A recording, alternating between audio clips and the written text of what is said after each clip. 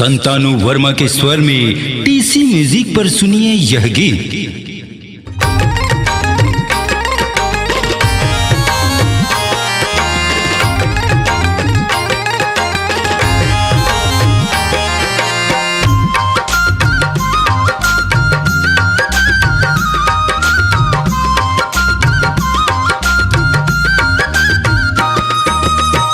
चंदा तोर सुरता चंदा तोर सुरता काबर आथे मोलावो बही तोर सुरता काबर आथे मोलावो बही तोर सुरता काबर आथे मोलावो चंदा तोर सुरता काबर आथे मोलावो बही तोर सुरता काबर आथे मोलावो बही तोर सुरता काबर आथे मोलावो।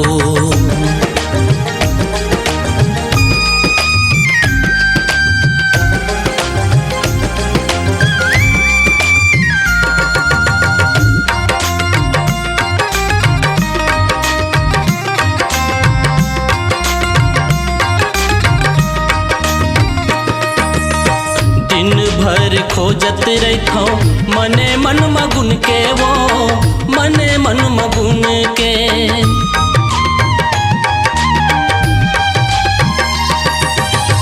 दिन भर खोजत रहथो मने मन मगुन के वो मने मन मगुन के दुख सुख के बात ला दुख सुख के बात ला बताई दे तो तोलावो बही तोर सुरता काबर आथे मोलावो बही तोर सुरता काबर आथे मोलावो।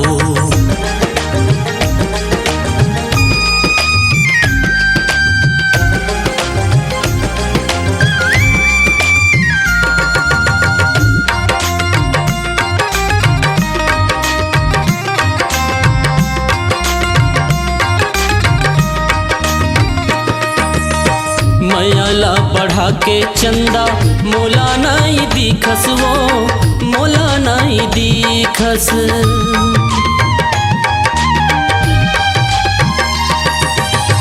मयाला बढ़ा के चंदा मोला नहीं दिखस वो मोला नहीं दिखस तन तन लगुना खागे तन तन लगुना खागे तरसाय चोलावो बही तोर सुरता काबर आथे मोलावो बही तोर सुरता काबर आथे मोलावो।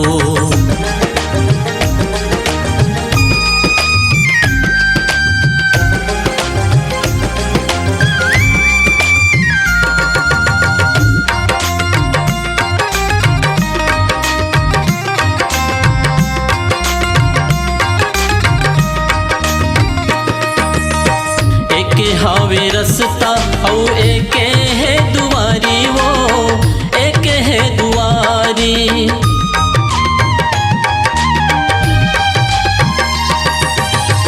एक हावे रस्ता औ एक है दुआरी वो एक है दुआरी कहूँ डहर रेंगत होबे कहूँ डहर रेंगत होबे देखत रही थो तोलावो बही तोर सुरता काबर आथे मोलावो बही तोर सुरता काबर आथे मोलावो चंदा तोर सुरता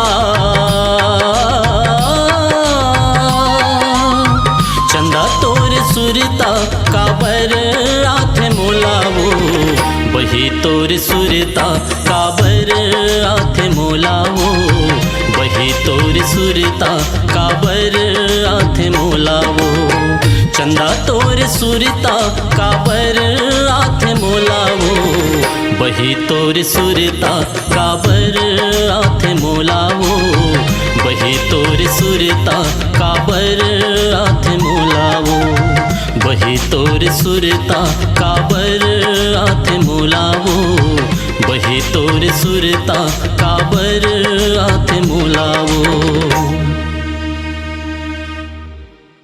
अपनी आवाज को दीजिए एक नया मुकाम। डिजिटल रिकॉर्डिंग की दुनिया का जाना पहचाना नाम स्वरांजलि, जहां गूंजती हैं ध्वनियां अपनी माटी की सौंधी सुगंध के साथ। छत्तीसगढ़ी संगीत के विविध रंग जो पहुंचाते हैं पूरे प्रदेश में डिजिटल रिकॉर्डिंग के संग। स्वरांजलि स्टूडियो, नेमीचंद गली नंबर 2, गंजपारा, रायपुर।